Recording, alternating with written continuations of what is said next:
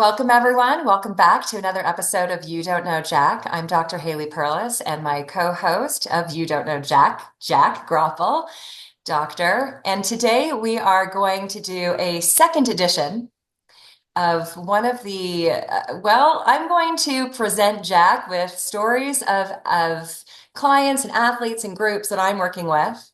And I'm going to put him on the spot and see what Yeah. his advice would be. Yeah, and And all I can say is we have not prepped for this, everybody. So this is going to be really interesting. I like this kind of thing, but we'll see how we go. You and I actually had a lot of fun. And then offline, a lot of people who are listening to us reached out and said that they really enjoyed these types of communications because Yeah, they integrated it into their own lives. correct. They could Yeah, resonate with the people that we're discussing. And everything's going to be anonymous.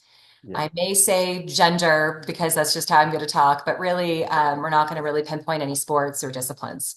Okay, So great. let's jump right in. Okay. So this is actually, I've encountered this challenge, this obstacle twice in the last month, probably even 3 weeks. Oh, And one wow. is Okay. with an individual client that I'm working with, and one was a presentation that I was delivering on behalf of Evolve, which you and I are affiliated with, and we Right. talk about a lot on the show. And the challenge was with this piece of oscillation, specifically Ah, getting our heads around recovery. yeah. And everyone understands the science behind recovery. The people that I'm talking with in the coaching session, and as well as this half day training that I delivered, everyone gets the logic. Everyone understands the significance of oscillation, which is you have to stress, but then you also must recover in order to renew energy. But the mental blocks Yeah. preventing us from recovering, the guilt of recovering when I should be doing something else or someone else requires my attention, or this doesn't feel right because there's more things on my list to do. So I just can't get settled in recovery because I've got things to accomplish. And it was really like this. It was like they were being handcuffed towards just stress, stress, stress, stress, stress Mhm. until you're allowed, until you can treat it as a reward recovery. Until you have real time that to recover that won't take away from another task that you need to check off your list. Mhm. So how would you help these individuals? Well, I think let's try to bring in a little context. I've processed this a lot because as you know, when we were with our former company, we did this a lot, and Evolve is doing so much great work in this area right now. But I think there's a cultural piece to this. I think there's an innate subconscious or non-conscious part of our brain that recovery is still viewed as a sign of weakness. Like if you need time off or you need to rest, it's weakness. Now, and that's why everybody does get it intellectually. See, but this is what we found over the years of studying high performers. It's one thing to understand it intellectually. It's a different thing to understand it behaviorally. So it's not the words that we say, and it's not our thoughts. Even though you and I've talked about that a lot with visualization and affirmations and self-talk, the idea that our behaviors prevent us. I mean, it even becomes Darwinian, survival of the fittest. That the idea that I'm not fit if I need to rest. And so let's do the intellectual piece again. And people have heard us do this before, but I want to do it in this vein. And then maybe we could go a little bit back and forth on how we get people to behaviorally start working on it. So I'll give you my thoughts on that. So the idea of the intellectual piece is that human beings are biological organisms. We are biological in nature. There's a physical, emotional, mental, and spiritual component to every one of us attending this right now. Now, if you've ever been in a doctor's office and they've done an EKG on your heart, you've seen it. You've seen the needle do this. It goes up and down. Okay. If you've ever been in a hospital or you've seen on television an electroencephalograph, an ECG, they it also oscillates like this. If you've ever seen electromyography from the muscle, when a muscle contracts, it looks like this. Up and down, up and down. Everything's up and down. Everything oscillates. using the term that you used. So, and then this is where I have fun, and I've always done this with audiences. What does it mean if an EKG looks like this? Flatline. You don't have problems anymore. I've had clients call this eternal recovery. You Right. know, you're done. You're done. It's over when it's flat lines. So now let's behaviorally come back to how we work. Do we work like this? No, we work like this. We just go, go, go, go, go, go, go. Sometimes we skip lunch. Sometimes we work through lunch. We don't exercise, yet we say it's important. We will have our phones on when we're with our families and friends. Um, and by the way, guilty is charged. I mean, I'm not holier than thou. I've certainly done all this stuff. That's why I'm very comfortable speaking about it. And this is where those listeners might be going, well, physician, heal thyself. Oh, yeah, you're right. Okay, I'll guilty as charged. Let's all do this together because it's been a struggle for me. So I'm not going to say it's easy. It's hard to behaviorally do it when the culture says you got to do this, you got to do this, you got to do this, you got to do this. We set goals, we got to do this. You and I talk about goal setting, and so the only way to start if you are a linear person, if you don't oscillate by nature, if you are linear in how you live your life, the only way is to create boundaries and use time as a control variable over when you can get recovery. See, time, we don't get more time. This is where the time management industry didn't live up to its reputation. Right. Time management, there's 24 hours in the day, no more. That's it, done. And when that time's gone, you're done. The beauty of being a biological organism is that you can renew energy. It's not finite, but you have to renew it. This is why, in fact, our listeners have probably heard me use this example before too, that the week of the year that you're the most productive is the week before vacation. You get 2 weeks of work done in one week, but then what happens? You go on vacation, you hit the beach, you're lying down, in 2 days you get sick as a dog Yeah. because your immune system got compromised because it's all linear stress and then you linear recovery.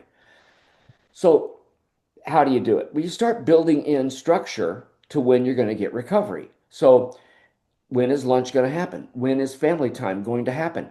Are you going to take that call at 5:30 or 5 o'clock when your child has a concert at that time?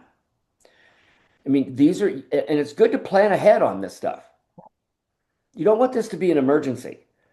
You want to plan ahead on this. Now, um, and then if it happens as an emergency, you've got to ask yourself the question, what matters most right now?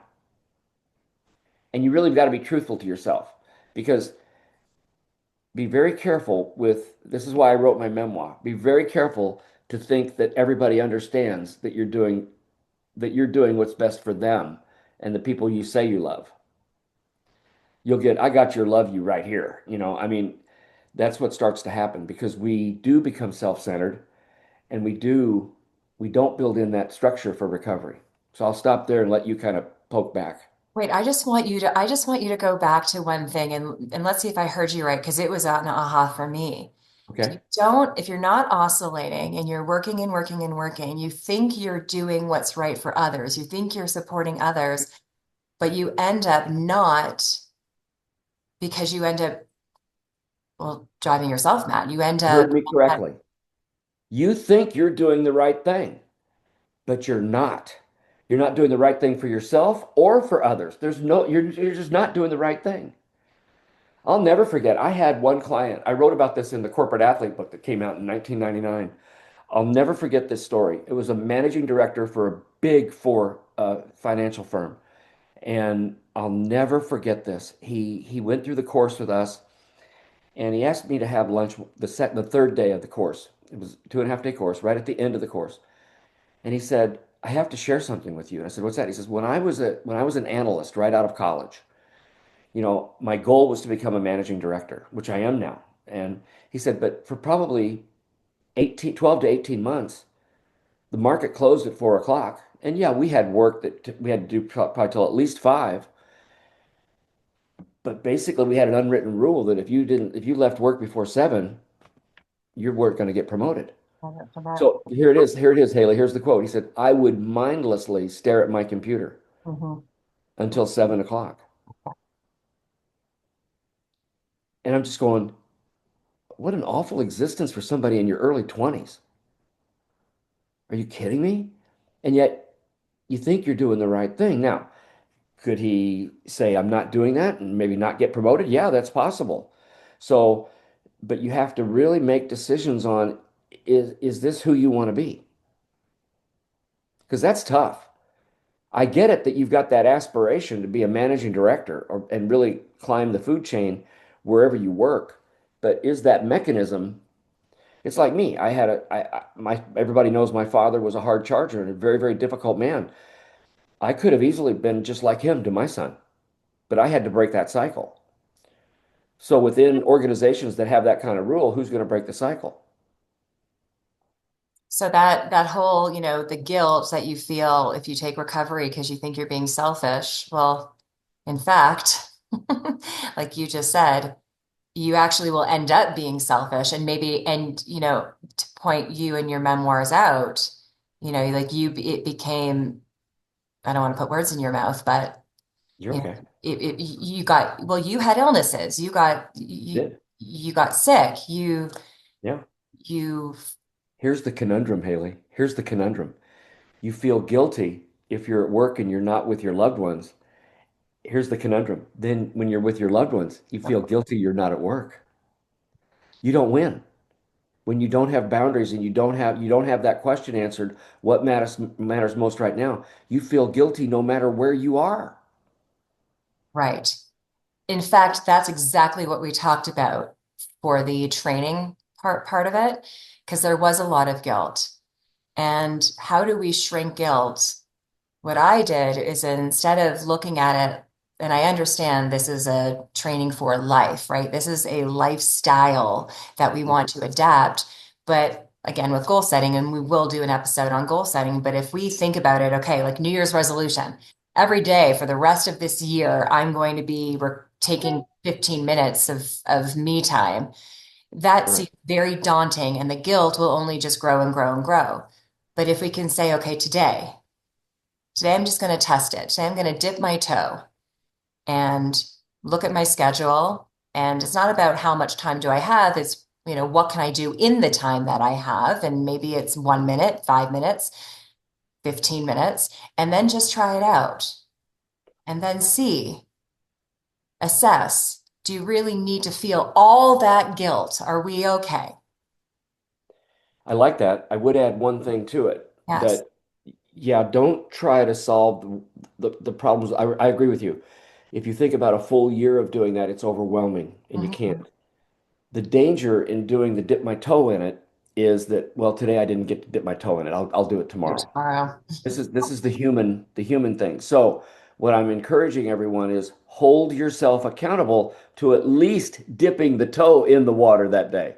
Yeah, good point. Whether it's up a flight of steps and back for your recovery break, or your back-to-back meetings. Go to the restroom on a different floor. I've used that example all the time. I don't think I've ever done it with you though. I've never had anybody tell me, no, you cannot go to the bathroom. Right. I mean, I'm sorry. If it's that bad that you're in meetings after meeting after meeting, just say, I've got to go to the bathroom and you go to a different floor though. Go up the stairs to a different floor, even if you don't have to use the restroom. But walk and then, and think about what you're going to do that weekend. This is how you get away from all the linearity. Yeah. Think about a date that you've got or something, a plan that you have or a hike you're going to make. And then go down the steps to go back to the floor that your meeting's on. Now prep for the next meeting.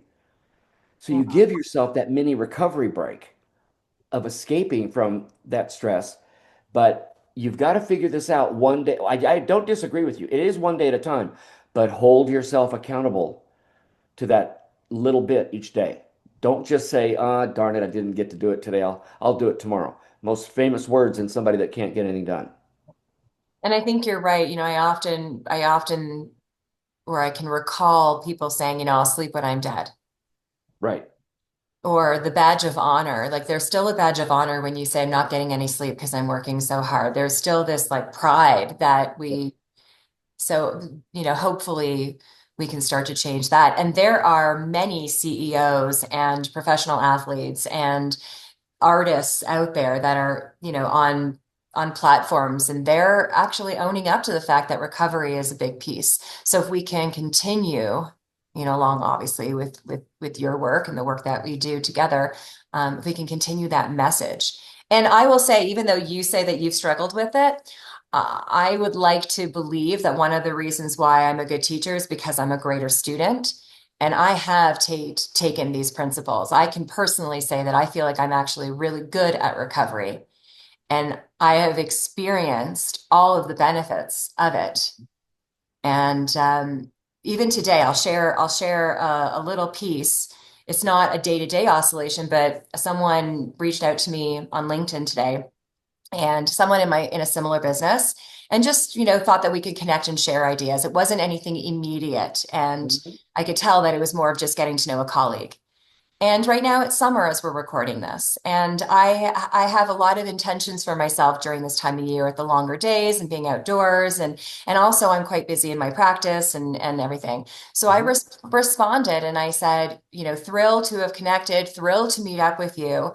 I am being intentional about my energy and my time this summer.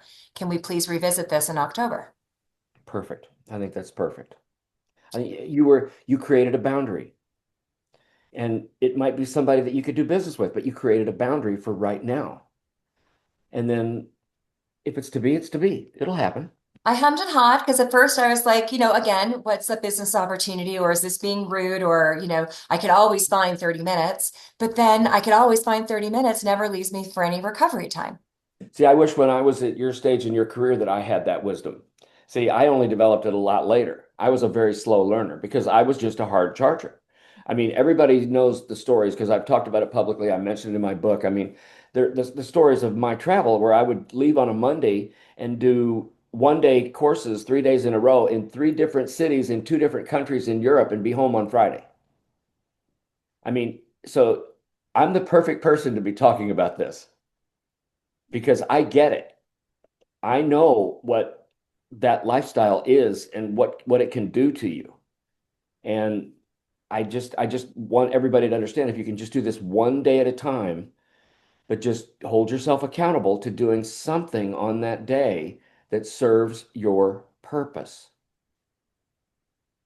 I'm just going to pause and let that sink in before we move into the next, because that was beautiful. We're going to take Thank a you. clip out of that one. Thank you. Moving on, earlier this week, it was a coaching client, and I will say this is an athlete, and she's at a training camp that she chose for various reasons. She herself strategically chose to be at this camp, but her friends and her opponents, who she likes to train with because she likes to have that push, her Hmm. friends and her opponents are at a different training camp. Hmm. And so she said to me, I'm worried, and I hope that I can stay in my own experience while I'm here for these almost 2 weeks. Interesting statement. What does she mean by that? Stay in my own experience.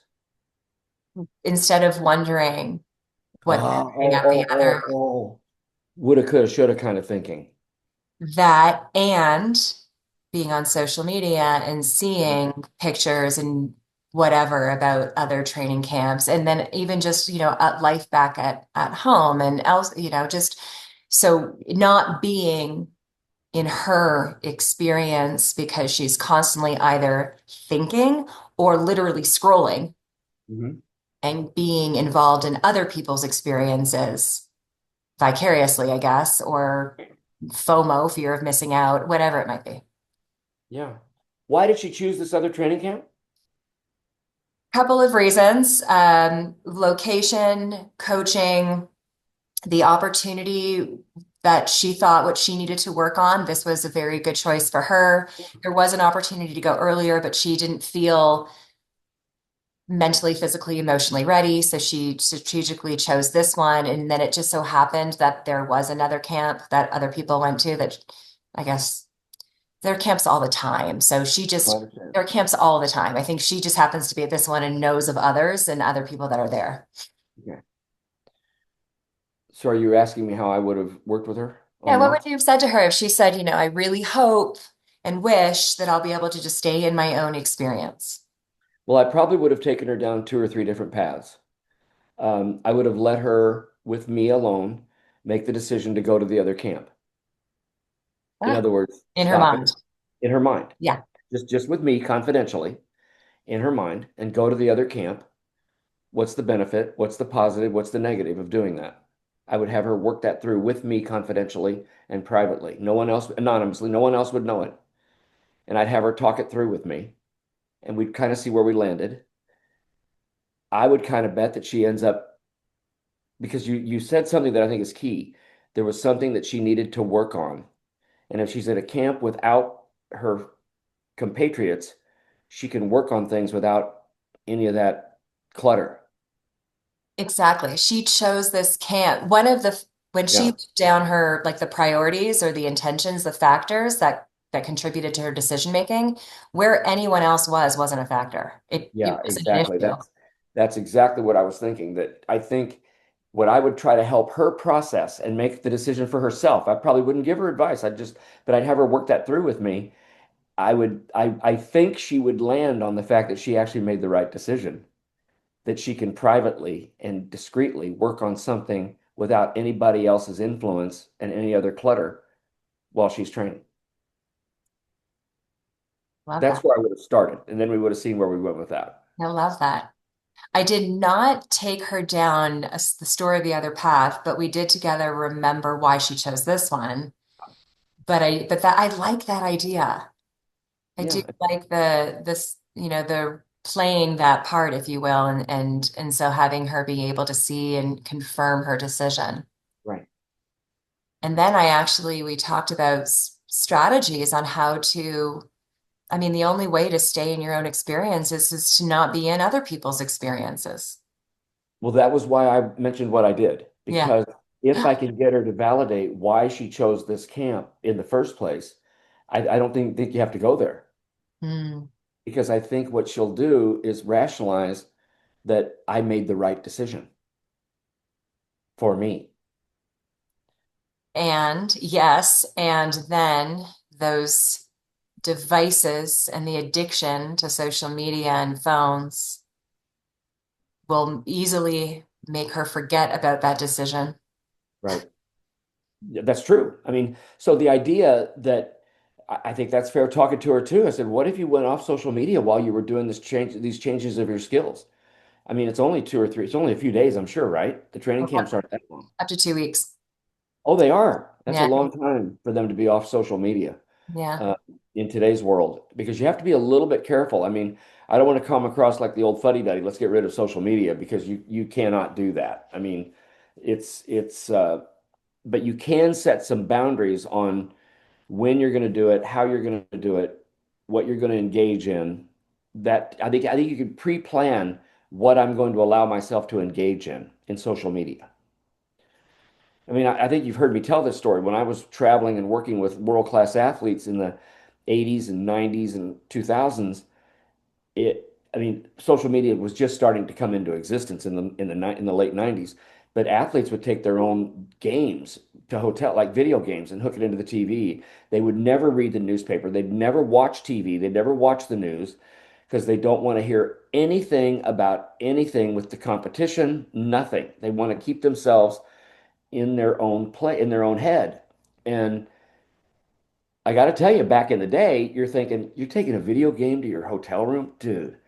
But in today's world, I get it, because today's world is what happened back then times 50 with social media. I mean, you click on and you've got an announcement coming up on your screen of what just happened at that tournament Yeah. or that competition.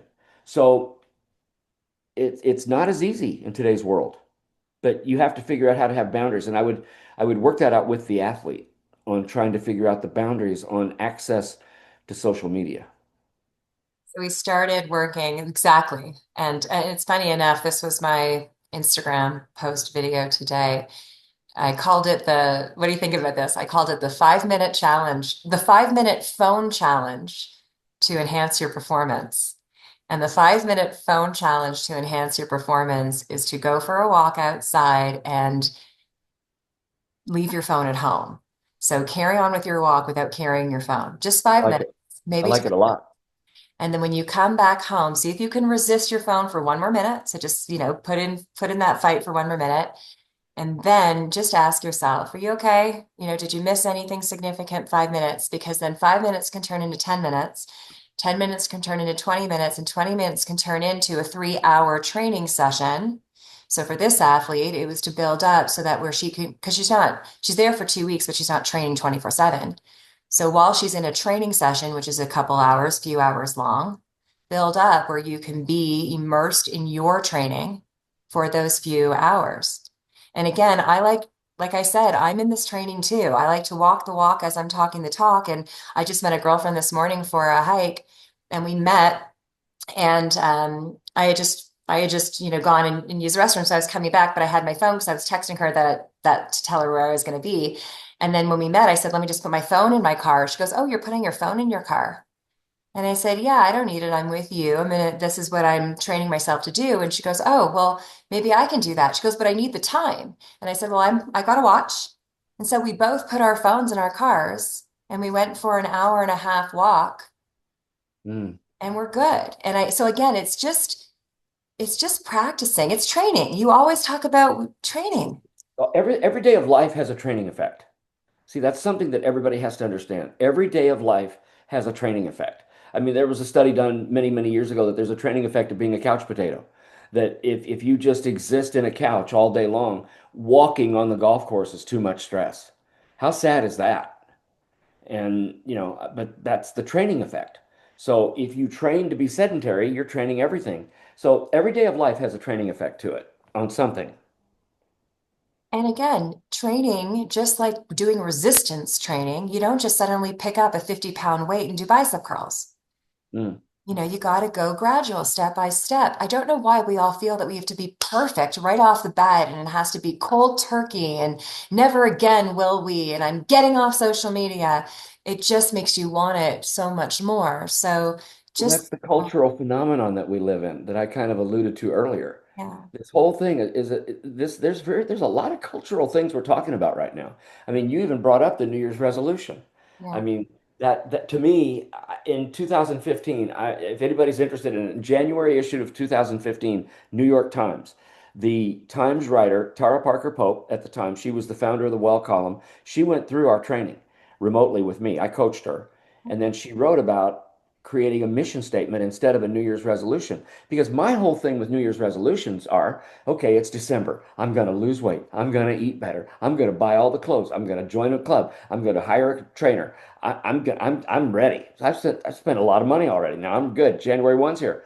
The parking lot in every fitness center in the world, this is a Correct. global phenomenon, is packed the first week of January. Get to the first week of February. There are plenty of parking places Correct. because you can't sustain it. It's because you haven't changed your story. See, what you're talking about is this training effect of changing the story that's in your brain. So the only way you do it is a little bit one day at a time. Yeah. Yeah. And it's funny, I'll go back. Another reason why we don't, the New Year's resolution is because we know that we know that everyone fails their New Year's resolutions. So it's okay that we do too. We won't stand out. We won't be embarrassed because everyone does it. Everybody does. It goes back to that cultural phenomena, it's social proof. Correct. Yeah. So we're on the same page with that one. And it's just, yeah, I like the idea of just remembering that you're still good with the choice you made. Right. And then also doing some training to help you stay in that choice. Yeah, because I'm sure she was questioning, did I make the right choice? All my friends, all my competitors, all my colleagues, they're at this other camp. And it's woulda, coulda, shoulda. You start. I mean, this is what our brain does. Start circling the wagons. Mm. Okay, what about this one? Okay. I love flow state. Okay, Mhm. I just want to tell you and tell everyone right now. I love flow state. I don't actually just love flow. I love all of Mihai Csikszentmihalyi's work because there's various concepts, not just flow.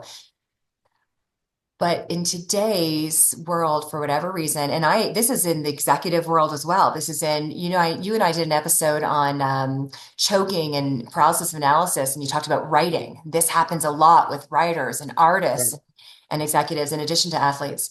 Right. Everybody wants flow. Everybody wants flow so badly that performance is no longer the goal. flow is. Hmm.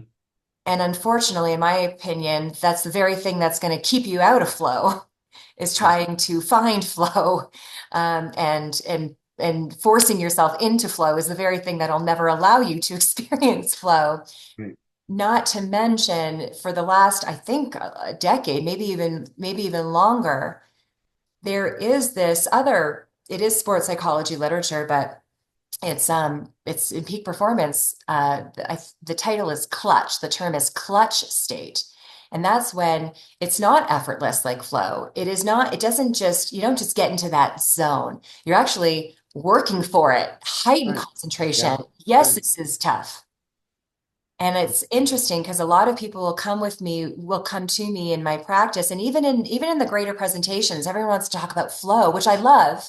Mhm. But I also don't want to hinder people's opportunities for to realize their best potential or just to realize what they're capable of because they're so focused on finding flow.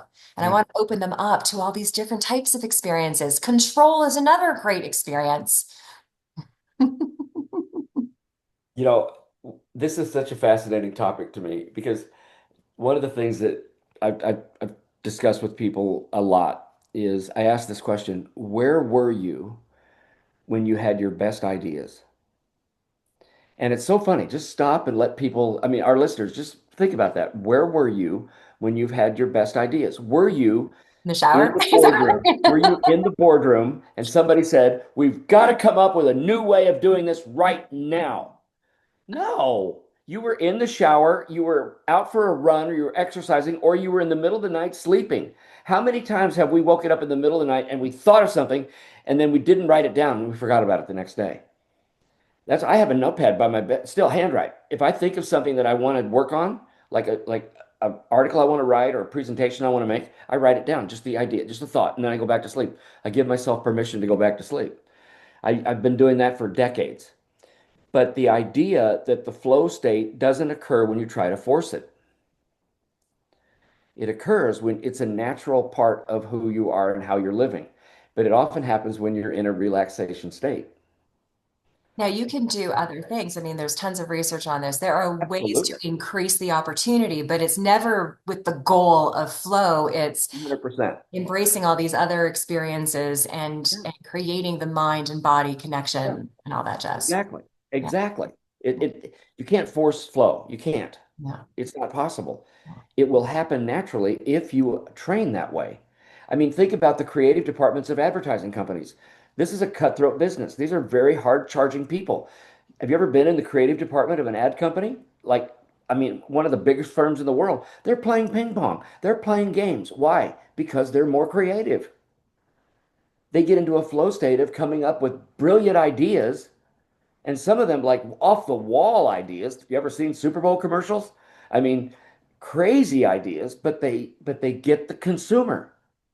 And the only way to come up with those is to be in a free state of thinking, not a forced state. There is, so yes, so when it comes to flow, you're right. You can't just force flow, you can't demand it. And I think that's where people like in that boardroom idea is okay, we must come up with an idea, and then everyone just wants to find that flow in order to come up with that idea. Right. It's never going to happen. It won't. It won't. But clutch, which is, this has happened to me. So there are times when, and I know it's happened to you, Jack, too. Let's say someone calls you and it is last minute and they do want you to give a presentation. Mhm. And so you've got, well, just this morning I had a call and they want a topic and a present I'm not giving the presentation, but what they want a title and a description. Today's Monday, they want it by Wednesday. Okay. Okay. That's a lot of time. Would you say it's a lot of time? A lot of time, considering some of the requests I've gotten over the I'm years. sure sometimes maybe, well, yeah, sometimes you're on the spot too. But I don't know that I'm not gonna, now I do have a little bit of pressure. Now I do have a strict deadline. Now I do have to Yeah. deliver. And for me, from what I've understood, is that I'm not even going to look at flow. I'm actually going to embrace this Oh, clutch state, which is, okay, I've got to use this pressure, which is the deadline. And I'm going to use that. not to create anxiety, but to tune into the work. We call it association, right? And your concentration actually becomes so heightened that it may, you do, it's almost like sometimes I consider myself to be a procrastinator because I use that worry, fear, frustration, pressure. I use that for good and Hmm. I Hmm. zone in, but I'm not even thinking about flow. It's not even part of the experience. Correct. Well, I think that's true because you're forcing flow then. If you're thinking, if flow is in the front of mind, you're forcing it. It never So can happen, I've right? got to be able to flow. No, I don't disagree. I think it helps you that you were a competitor, though, that you were at a very high level of competition, and alpine skiing helped you a lot in being able to partition. Billie Jean King, the great Billie Jean King said, pressure is a privilege. Yeah, I mean, how much effort does it take to understand that? I mean, that's a lot of effort for a lot of people. yeah, Privilege? I don't need pressure to be my privilege, but it is a privilege if you're a competitor. Because what you want to do in that moment, this is the procrastinator, because in that moment, you're going to get it done. See, right. that's the pro in procrastinator. And that's the idea that we all have access to that if we learn to be in the moment and be present in the moment. And I think what happens very often is the alarms go off when we've got that deadline, when we get that call and you've got to have this by Wednesday. The alarms go off, fight or flight starts to happen. And then suddenly we don't allow ourselves to think pressure is a privilege. I hate pressure. My heart rate's up. My blood pressure's up. I'm sweating. I'm done. What are you talking about? I haven't eaten in days. No, but the idea that we just lose all track of life, now it's time to stop and say what matters most right now, and then get back into your rhythm, a cadence. And for you, I can guarantee if you've procrastinated when it's time to get that job done, I would bet you have an incredible cadence to get things done. I believe so. And because again, I've learned this. So Yeah. I hope I don't sound because I was a student and then I was, and now I'm a student and a teacher, but I don't even think about being in a specific state. I don't think about, okay, Correct. I gotta be in flow state, clutch state, arousal state, control state. It's just, I got a job to do and it's Yeah. performance. And whatever the environment is giving me, I got to take advantage of. Yeah. And sometimes it allows me to have flow, and sometimes it's clutch, and sometimes it's controlled because I've got plenty of time. See, that's where this is really great because now let's come back to that question I mentioned earlier. Step away, what Yeah, matters most right now? yeah, Okay, you come up, what matters most right now in this minute? Do I have to get that presentation title and content done, or do I do this, or do I do this? What matters most right now? Then, whatever it is you decide, be present in what you're doing then. there you go. Don't start doing this and say, how am I going to come up with that title? I don't know how I'm going to come up with that title. I'm got to get this done, but I don't know how I'm going to come up with that title. And what's the outline going to look like? Yet I'm trying to do, so we got A, B, and C, and I'm thinking about C while I'm trying to do A. And this is our life right now. When in fact you're not doing things at all to get even near a flow state because you've crammed all these things into the brain at one time. That's multitasking at its ideal level. And you can't do it. The brain doesn't work that way. So it's the idea that, okay, okay, I've got this job to do. They need it by Wednesday. All right. Now it's noon on Monday. What matters most right now? Okay, gotta get this done. And then maybe I set up my time schedule for the next 2 days to get that done on Wednesday morning. You see what I'm getting at? Yeah, And then I set that up. I create structure around allowing myself margin for me and the tasks that I have to do to meet that assignment that just got laid on me and still get everything else done and my self-care at the same time. Does that make sense? no, it's beautiful. It's beautiful. Thank And then you. again, you're focusing on, like you just said, what's the most important thing, and creating a state is not the most important thing. The state was Oh, just going to be created. It's just going to come yes. once you start It's going doing to the come naturally. Yes, it's going to be natural. great. Thank you. No, seriously, great. I actually really like when we do these episodes. I hope that we do more. Yeah, 'Cause I like it. It's I'm, fun. yeah, we're talking about real people here, even though we're not sharing their specific stories. So we're talking about real people. And so all of us, you and me and everyone watching and listening, we're all experiencing it too. I'd love for our listeners and viewers to send us their thoughts and questions they might have because I personally like doing this when Haley, we didn't prepare for this, everybody, as we said earlier. And I think it's fun when we respond to each other and we can work through something together. You can see with our experience how to work through things together. I hope it's powerful. I hope it's worthwhile for everybody. Well, it is for me. Thank you. So I guess we've gotten to the end of our time. It's been a real pleasure, Haley, as always. Everybody, if you like what we're doing, please make sure you take a look at the company that we both are affiliated with, Evolve Leadership, and we'd love to stay in touch. We'd love to hear from you. What questions do you have for Haley and I that we can try to go back and forth on and support you in what you're trying to do and live your best life, so we can maybe, as we said earlier when we started this whole thing, kick your butt before life does. So we'll try to be ahead of it. All right. Haley, it's been such a pleasure. Thank you. Always. Thanks, Jack.